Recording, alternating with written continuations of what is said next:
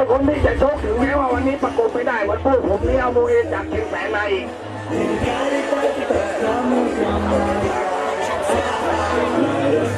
วันพรุ่งนี้ก็มากันนะ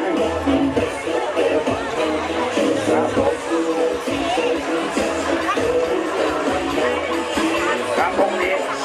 ผมตึกน้อยสอเด่นใจวันพรุ่งนี้ครับสู้เพื่อรู้เธอ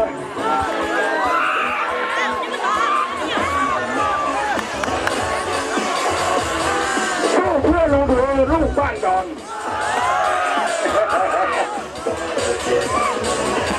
สงสัยจะเป็นหูที่กรุงไง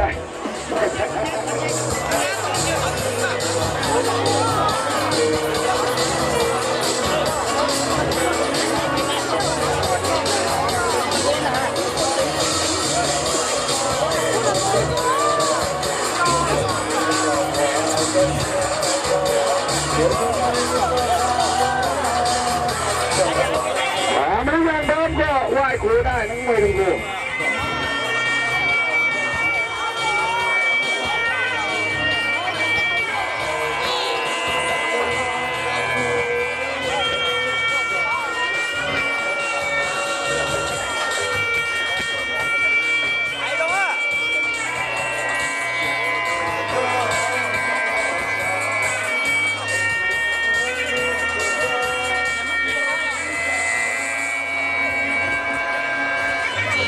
นมแดงสมเกงสีแดงนมสีแดงนั่นคือเพชรโพธิ์วัฒนยืนจากอำเภอเชียงแสน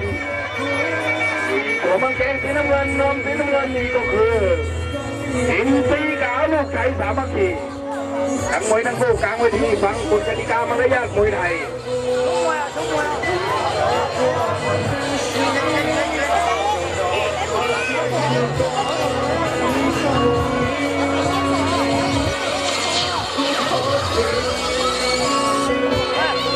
ที่หนึ่งของมวยคู่ที่สองสีขาวเดินเข้ามา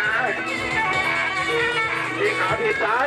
สีขาวที่ซ้ายเพชรโตเตะเจาะข้างในเพชรโตเตะขวาต่อยขวาจับได้สีเขาสีก็ไม่ทันกรรมการแยกไม่ต้องดูกรรมการไว้ดีไม่ต้องไปต่อยซ้ายต่อยขวาต่อยซ้ายต่อยขวาต่อยซ้ายต่อยขวาต่อยซ้ายต่อยขวาโอ้ยสีขาวโตในขวาโอนเขาขวาของเพชรโตไปโดนต่อยซ้ายต่อยขวาต่อยซ้ายต่อยขวาตีเข้าขวาสีขาวจะต่อล่างสีขาวต่อยซ้ายต่อยขวาเพชรโตจับได้โอนเขาทั้งดินสีขาวเพชรโตจะตีเข้าหัวตีเข้าหัวทีนึงโอ้จับล่างทำอะไรกันไม่ได้กรรมการแยกมาทางเลยดี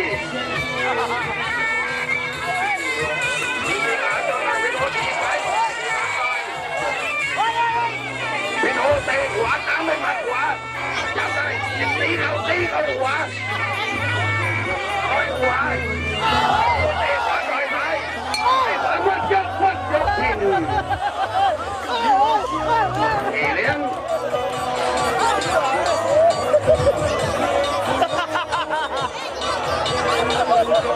เดี๋ยวหน่อยคุณเลี้ยงแล้วก็ต้องท่านะนี่ก็ช่วยกันหน่อยช่วยกัน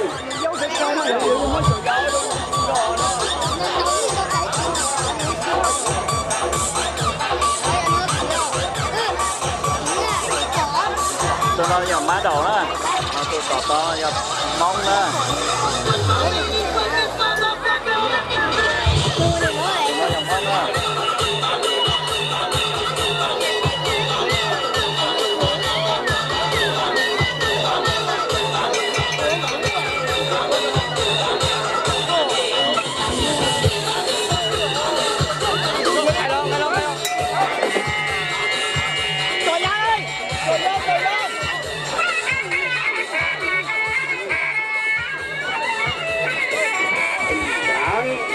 จับได้ดูขัดขาโตเตะขวาจ่อยขวาจับได้เกี่ยมเอาปีนสีขาวแล้วมาอยู่ข้างล่าง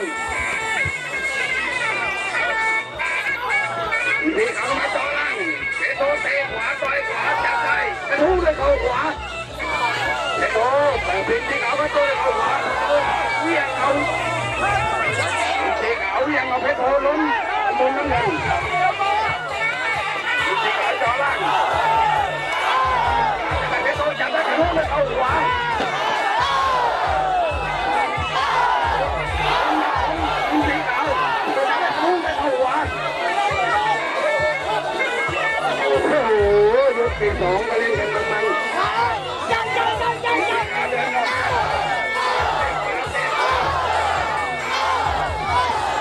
จะได้กระทุ้งเลยเอาหัวเอาหัวออกหัวต่อหัวทีนึงสีขาวเดินมาเด็กโตจอล่างเด็กโตจอล่าง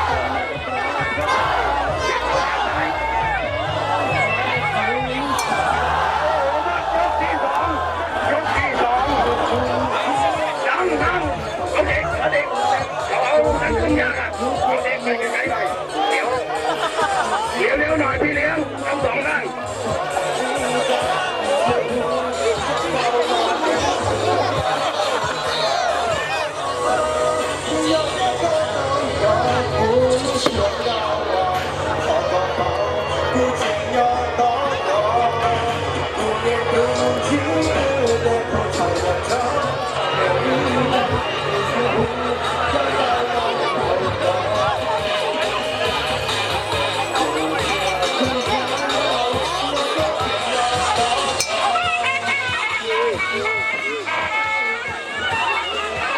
สามก็ว่าคู่ที่สอง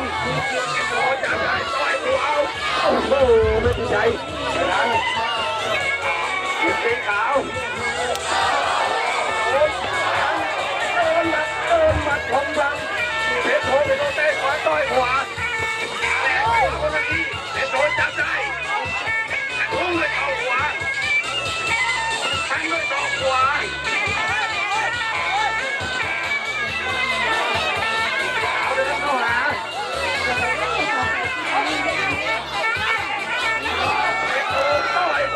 เอาทางสีขาวล้มนั่งยืนสีขาวต่อเตะไม่ถึง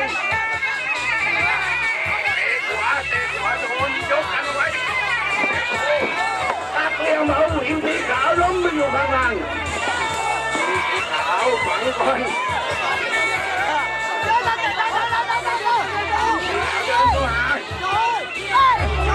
โดนยกกันไว้จับไป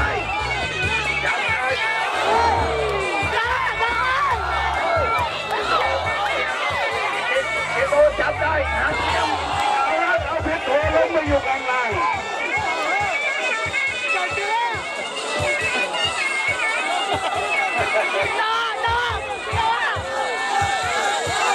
จับหลุดพี่เลี้ยงเอาไปข้างล่างแล้วขับดันไปทางมุมขาวเอาเลย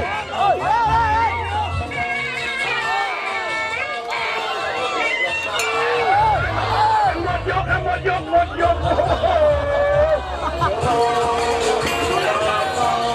การซับมือช่วงใหม่เพชรโทวัฒนงยิมจากเสียงแสงกับอินสีขาวโดนตอกของแสนน้อ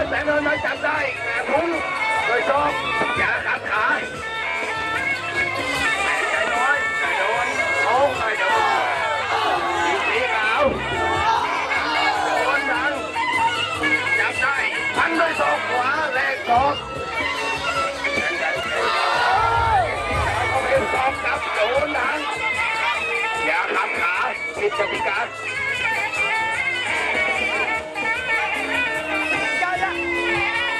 โอ้โห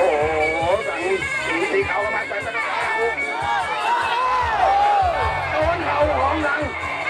เพชรโตจับได้ตีเข้าหัวที่หน้าท้อง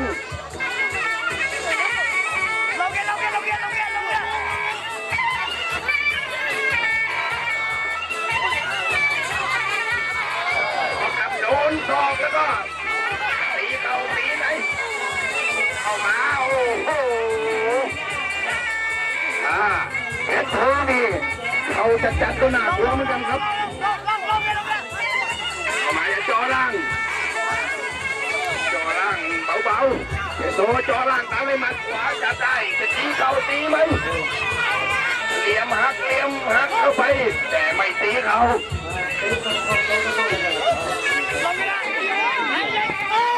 จอล่างเอาไปจะตีเขาหักเลี้ยมเอาทาง อินสีขาวแล้วมาข้างล่างเอาก้นหนักไปกันหมดแล้วหมดยกหมดยก